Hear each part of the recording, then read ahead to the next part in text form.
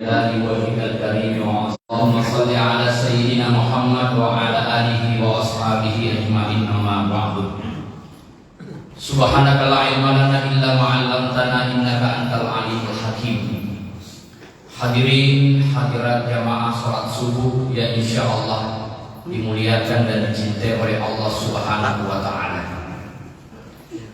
Ada 4 macam model rumah tangga di dalam Al-Qur'an. Yang pertama, ada rumah tangga suaminya soleh tetapi istrinya tidak solehah. Itulah rumah tangga Nabi Nuh. Suaminya adalah seorang nabi tetapi istrinya durhaka kepada Allah. Bahkan istri Nabi Nuh menyebarkan fitnah bahwa suaminya itu sudah gila. Pertanyaannya adalah, kenapa sih Nabi Nuh tidak menceraikan? Dan itu bisa saja dilakukan. Tetapi ternyata Nabi Nuh alaihissalam itu memilih bersabar.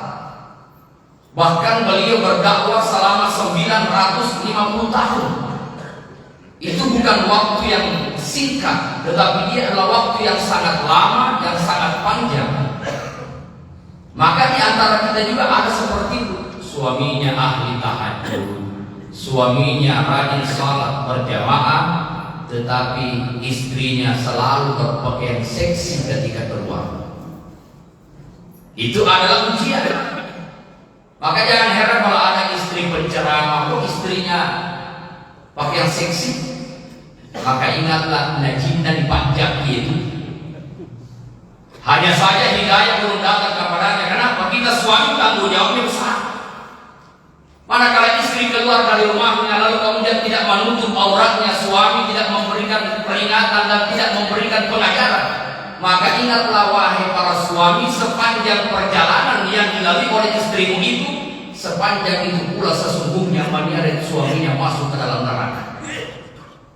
Itu baru satu istri. Apalagi kalau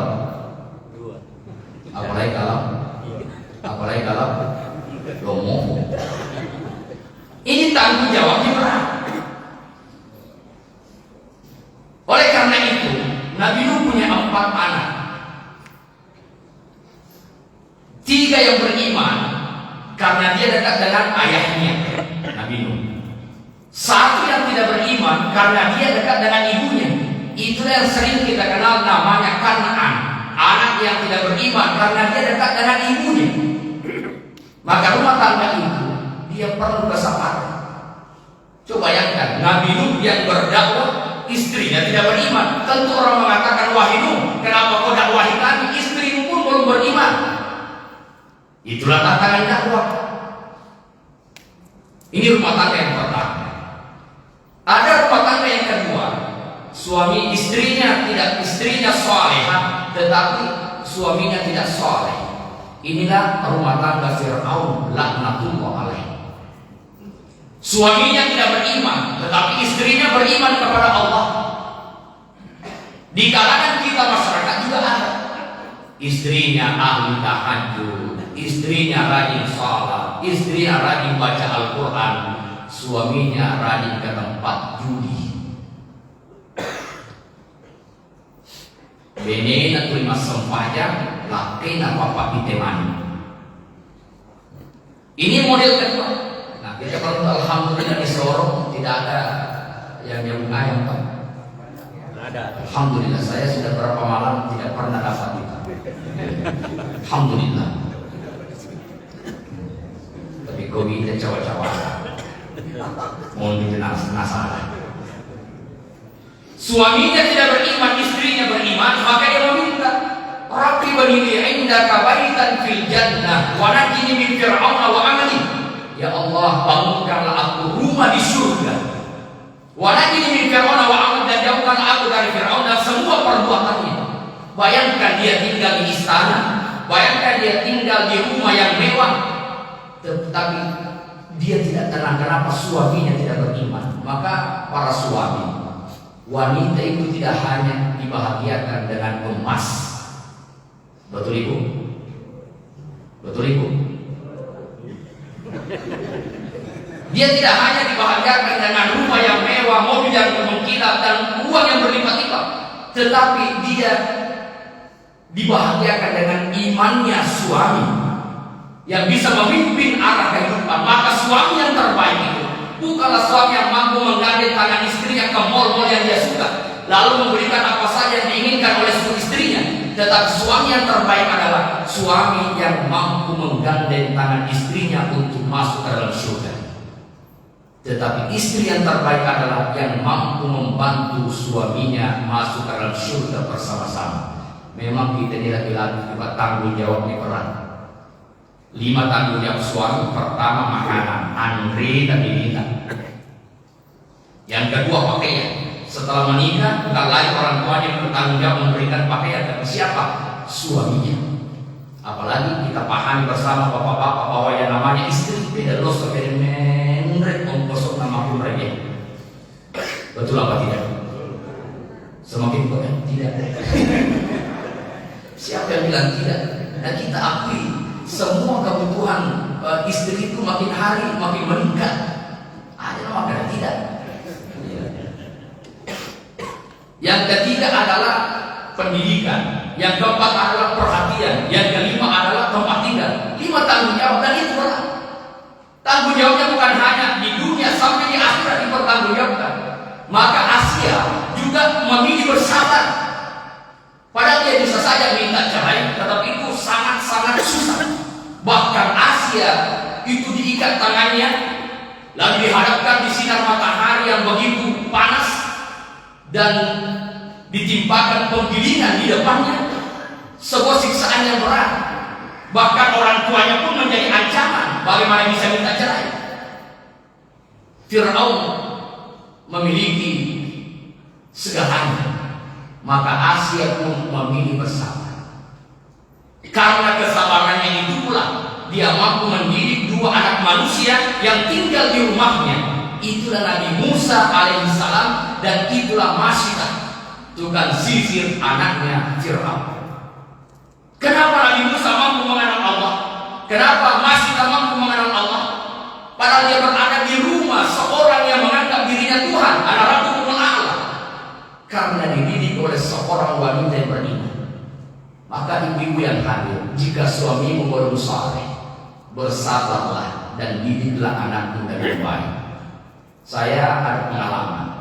Seorang memasukkan anaknya di pondok pesantren As-Hadiyah, yang saat itu saya adalah pembina asrama. Pak Ustaz, saya masukkan anakku di pondok pesantren karena kalau dia tinggal di kampung, bisa jadi dia ikut sama bapaknya main judi. Ternyata bapaknya itu Pak Botok terdekat orang kampung.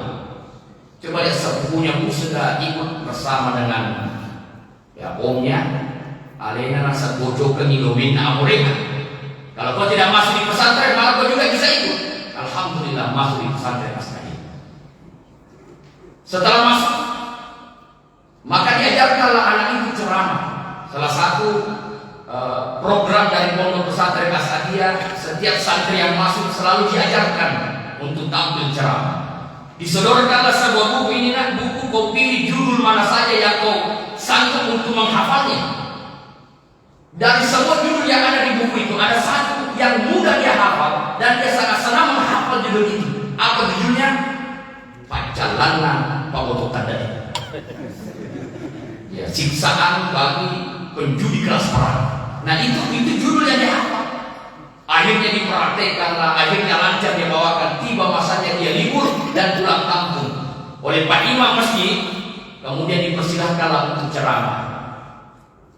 Akhirnya naik ceramah. Bapak Ibu yang hadir, tema kita adalah Pacalanna Pak Botok Tandai. Bayangkan satu masjid, semua pandangan tertuju pada bapaknya. Begitu anak ambok itu akan naik. Coba bayangkan. Tapi apa yang terjadi setelah ceramah anaknya? Bapaknya dari belakang langsung ke depan memeluk anaknya. Wahai anakku, mulai hari ini saya berhenti main judi karena engkau yang memberi saya nasihat. Alhamdulillah anak itu sudah hafal Al-Quran 30 juz. Berkah dari mondok pesantren. Alhamdulillah bapaknya berhenti main judi. Alhamdulillah, itu artinya karena dia punya ibu yang salehah, yang masih ingin melihat ada cahaya, ada nur dalam rumah tangganya. Inilah yang dilakukan oleh Asia. Dia bersalah. Saya tanya bapak-bapak, kalau dapat istri yang selalu marah-marah, itu rahmat atau musibah? Bisa mana itu mati. Saya ulangi, istri yang selalu marah-marah itu rahmat atau musibah? Musibah. Benar. Musibah katanya. Tetapi yang namanya sesuatu yang kejadian, jika istri yang selalu marah membuat bapak-bapaknya terlalu tahajud, berdoa kepada Allah, mendekatkan diri atas lantaran istrinya selalu marah-marah, maka itu adalah rahmat. Daripada punya istri yang selalu tunduk kepadamu dan itu menyebabkan engkau makin zalim kepadanya, maka itu adalah musibah. Maka sebuah kejadian tidak dilihat dari faktor itu, tetapi dilihat apakah sejauh itu dia mampu mendekatkan diri kepada Allah atau tidak. Ini rumah tangga yang kedua. Rumah tangga yang ketiga adalah rumah tangga suaminya tidak soleh, istrinya tidak solehah. Itulah rumah tangga Abu Jahal, Abu Lahab dan abu-abu yang lain pada masa itu. Kalau sekarang abu-abu sudah pada insaf. Oh masih ada? Jadi Abu Lahab, Abu Jahal. Beda, salah satu pamannya Nabi itu Abu Talib. Makanya ketika peristiwa Isra Mi'raj itu diawali karena kesedihan Rasulullah dengan meninggalnya paman beliau bernama Abu Talib. Abu Talib itu kan pahlawan Arun dan Nabi, bahkan tertulis di dinding Ka'bah, siapa yang mengganggu Muhammad maka apa yang dia lakukan itu adalah Abu Talib, paman Rasulullah yang menjadi perisai pelindung. Tetapi Abu Jahal, Abu Lahab juga dia adalah paman Rasulullah, tetapi paman yang selalu punya misi ingin membunuh kemenakannya. Makanya dalam kehidupan juga ada begitu. Kita punya om, kita punya paman, kita punya keluarga, ingin melihat kita meningkat, ingin melihat kita berhasil. Itu jiwanya Abu Talib. Tapi nariku engka amore atau melon malu makaki anggota Abu Jahal. Hanya ingin melihat bagaimana kemenakannya hancur, bagaimana agar dia tidak bisa berhasil. Itu temannya Abu Jahal, Abu Jahal. Ini rumah tangga yang kedua, istri tidak soleh, suaminya tidak soleh. Tetapi ada rumah tangga yang keempat. Inilah rumah tangga suaminya soleh, istrinya solehah. Itulah rumah tangga Nabi Ibrahim alaihissalam. Itulah rumah tangga Nabi Muhammad sallallahu alaihi wasallam. Itulah rumah tangga Ali bin Abi Thalib dengan Fatimah Az-Zahra. Suaminya soleh, istrinya soleh. Tapi bukan berarti tidak ada ujian. Rasulullah difitnah, istrinya difitnah, melakukan maksiat. Seorang nabi, istrinya difitnah. Itu kan ujian. Ibrahim alaihissalam memang suaminya soleh, istrinya solehah, tetapi diuji. Beliau lama, Rabbi habli minas sholihin, ya Allah berikanlah aku anak yang soleh. Tetapi menikah dengan Siti Sarah, dia punya anak. Akhirnya menikah dengan Siti Hajar, Allah karuniakan anak di usia Nabi Ibrahim 86 tahun. Abu Amr itu makanya yang 86 tahun ada mencapai. Masih bisa itu. Ada makan nama contohnya ya. Ini terbukti 86 tahun dia punya anak. Lalu kemudian setelah itu lahir anaknya yang kedua dari Siti Sarah, istrinya yang pertama. Berapa usianya Nabi Ibrahim waktu itu? 99 tahun. Bayangkan, jadi yang 99 tahun masih bisa. Andai kata dia tidak malu, nulis ke muka nenek-nenek, kakek-kakek makan dari dunia. Itu diuji, tetapi suaminya soleh, istrinya soleh. Dia semuanya dekat dengan Allah Subhanahu wa taala. Nabi Ibrahim mendidik istrinya Siti Hajar. Ya, begitu pula Rasulullah sallallahu alaihi wasallam punya istri yang soleh, Ali bin Abi Thalib. Coba lihat Ali bin Abi Thalib. Dia punya keluarga, bahkan kisah itu adalah suami istri menjemput surga. Bagaimana ceritanya? Suatu ketika Ali pulang ke rumahnya, wahai istriku, hari ini saya tidak dapatkan apa-apa. Kata istrinya, wahai suamiku, kedatanganmu jauh lebih berarti dari semuanya. Ini istri saya. Kalau istri kita apa kedapatan tidak akan pulang. Jangan kembali kalau tidak dapat apa-apa. Oh, tidak usah, itu rezeki sudah diatur Allah. Akhirnya dia keluar lagi sholat. Di jalan dia ketemu dengan seseorang, wahai Ali bin Abi Thalib, saya punya hutang piutang terhadap ayahmu dan beliau sudah meninggal, maka aku amanahkan hutang ini kepadamu sebagai ahli waris. alhamdulillah. Selesai sholat dia pulang, lalu mengatakan kepada istrinya, alhamdulillah wahai istriku, kita punya rezeki. Apa kata Fatimah? Suamiku berangkat ke pasar agar kita bisa makan. Mulai dari pagi ini saya belum makan. Kita belum makan. Berangkat ke Ali bin Abi Thalib ke pasar untuk membeli makan. Tetapi ternyata di dekat pasar dia menemukan ada orang yang berkata, siapa yang ingin menukar surga dengan dirham yang dia miliki? Langsung Ali bin Abi Thalib mengambil uang yang ada di sakunya dan menyalurkan, memberikan semuanya kepada si pengemis tadi. Lalu dia pulang. Sampai di rumah, mohon maaf istriku, tidak ada makanan yang saya beli. Karena uang itu saya sedekahkan untuk fakir miskin.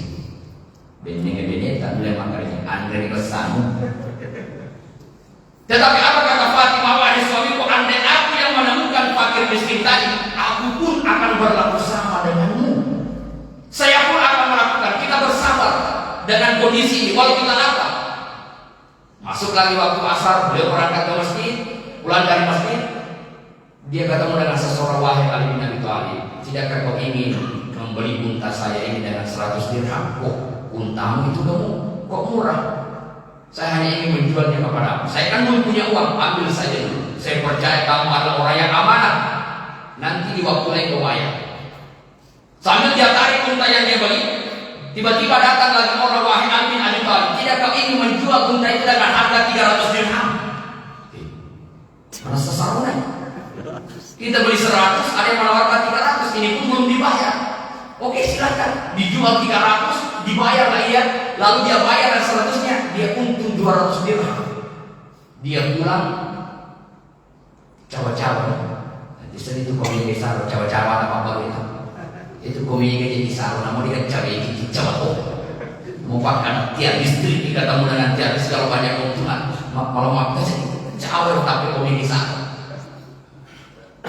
Banyak dalam tersenyum, banyak yang laku. Tapi kalau dia kayak apa nanti namu yang cawe malah ikut cawe. Akhirnya dia pulang tersenyum, ketemu dengan Rasulullah SAW. Rasulullah tersenyum. Karena gembiranya, Rasulullah mengatakan, wahai Ali, aku tahu senyumanmu itu. Apakah kau ingin yang menceritakan atau saya menceritakan terlebih dahulu? Kata Ali bin Abi Thalib, lebih pantas Rasulullah yang kemudian bercerita lebih duluan. Apa kata Rasulullah, wahai Ali, aku tahu senyumanmu, hari ini kau banyak keuntungan. Bisa cawa-cawamu tuh. Aku tahu hari ini kau banyak keuntungan. Tapi ketahuilah wahai Ali, yang datang pertama kali menawarkan bantuan, yang menawarkan untanya itu adalah malaikat Jibril. Dan yang datang membeli untamu itu adalah malaikat Mikail. Ternyata bapak-bapak yang hadir, ibu yang hadir dalam berbisnis bukan hanya dari manusia, tetapi terkadang Allah mendatangkan malaikat untuk memberikan keuntungan. Kenapa? Karena suami dan istri ini satu visi dan misi di dalam mendekatkan diri kepada Allah Subhanahu wa Ta'ala. Wassalamualaikum warahmatullahi wabarakatuh.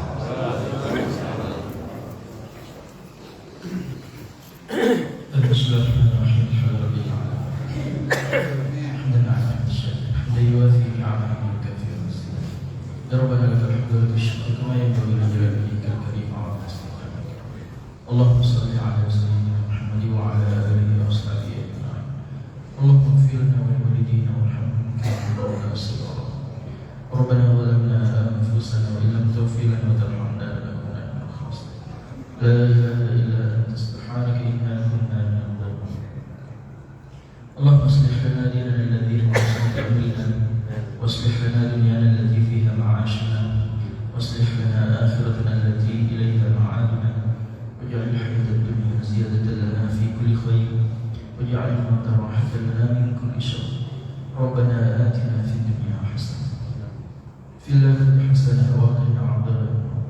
صلى الله على سيدنا محمد وعلى آله وصحبه وسلم تسليما كثيرا.